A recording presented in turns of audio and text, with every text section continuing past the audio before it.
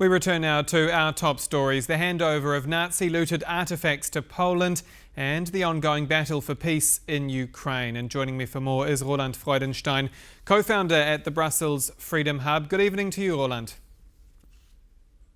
Good evening. Great that I could be with you.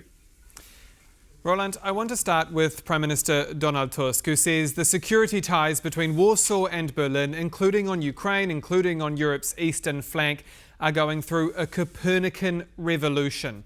Is he right? Well, absolutely. And first of all, this is one of his famous plays on words, because Copernicus is this exemplary figure from medieval history, the astronomer who is considered German by the Germans and Polish by the Poles, and they're both right. So, to make European security and helping Ukraine defend itself a common cause that both belongs to the Poles and the Germans, I think is a stroke of genius. Although in the mere facts on the ground, we've been allies and partners and neighbors before, but this is a great way of putting it. And he was also saying that indeed, if you look at military expenditure, for example, it's Poland and Germany that are currently leading the way in Europe. You were deeply engaged in the Polish-German relationship across the 1990s, and of course you are now. When you look at this meeting in Berlin, how do you see these ties going forward? We've heard potentially of a defence cooperation agreement of some sort being signed next year, or at least earmarked. What does the future of this relationship look like? It would be easy to say Germany and Poland look forward to a great future, which I think is true, but it's also true that then you would be a politician, Roland. Yes, exactly. Okay, Aaron, I'll make it a little bit more complicated. Now, compared to the 1990s, when I was acting in Warsaw, actually, for German-Polish partnership, things have really grown more difficult. And there are bilateral issues, from reparations to border controls to different ideas about climate change, different ideas about the Mercosur agreement. So many things that Germany and Poland actually do not agree on. But honestly, life would be boring if we agreed on everything. The most important thing is that with Donald Tusk and Friedrich Merz, we have two statesmen at the helm in the two countries that basically see things the same way and basically think in similar patterns. And they do agree on the big strategic issues. And that is, of course, Ukraine, the necessity for Europe to defend itself against the Russian threat with as much as possible of its own forces, and generally strengthening the European Union and fighting against its internal enemies, such as Viktor Orbán. And let's talk about Viktor Orbán in just a moment. Of course, a big part of this summit was Berlin finally handing over artefacts to Warsaw that were stolen during World War II. How do you read into this? Does this help some kind of a relations breakthrough, or is that just a symbolic gesture? First of all, this was overdue for a long time. Germany still, I would say, if you look at German public opinion, people still know too little about Germany's historical indebtedness to Poland, about German guilt, German crimes, war crimes in World War II, and so on. But the willingness to come to a cooperative relationship has always been there. But sometimes the specific sensitivities and the specific demands of the Polish side were not fully understood. And returning these artifacts now to Polish hands is, I think, a good step in the right direction, but it's not enough because it doesn't address the core problem, which is some kind of,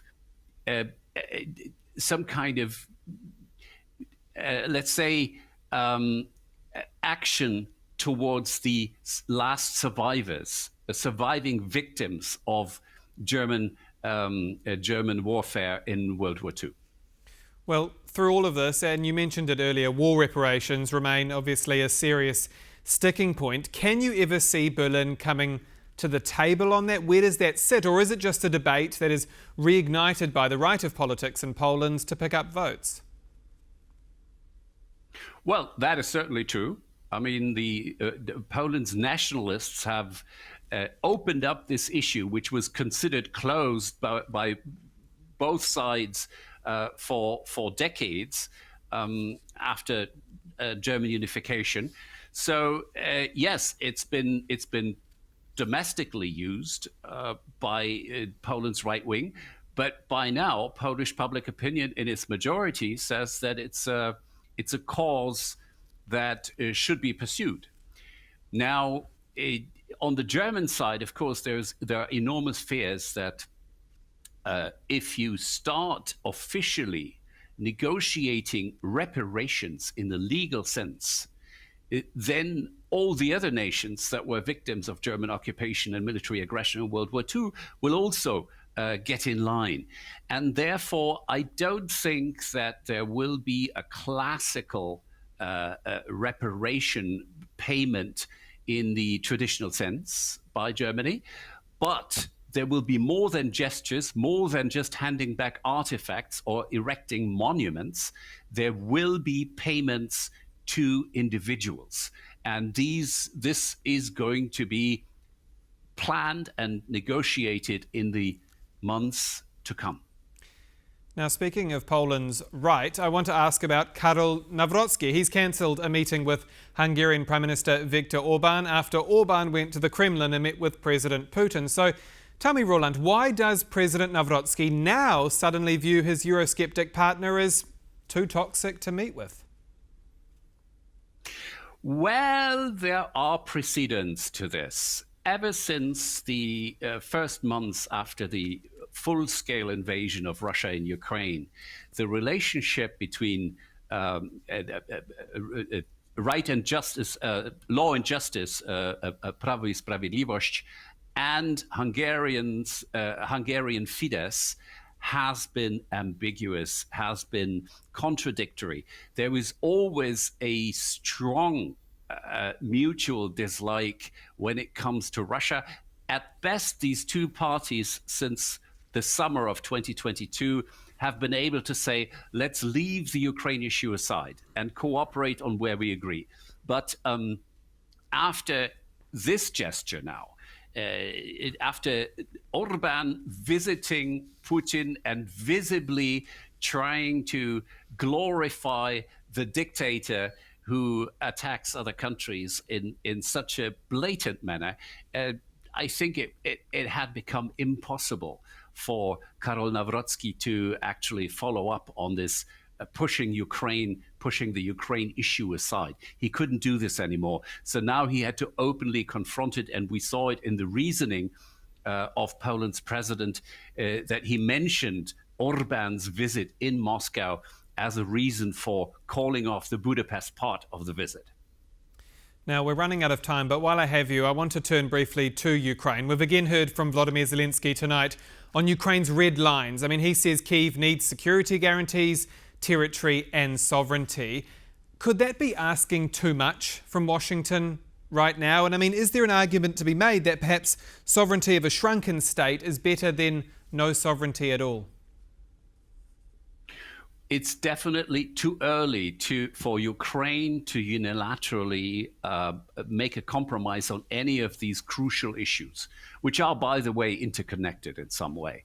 So as long as Putin refuses to let go of his claim to want to control Ukraine, and as long as the Ukrainians want to control themselves, because that is the real contradiction here, as long as this is so, there's no way Ukrainians can actually fundamentally compromise on one of the points before negotiations have even started. Roland Freudenstein, co-founder at the Brussels Freedom Hub, thank you, as always, for your time. Thank you. And that's all for World News tonight. Do stay with us here on TVP World for more. I'm Aaron Darman. Good night.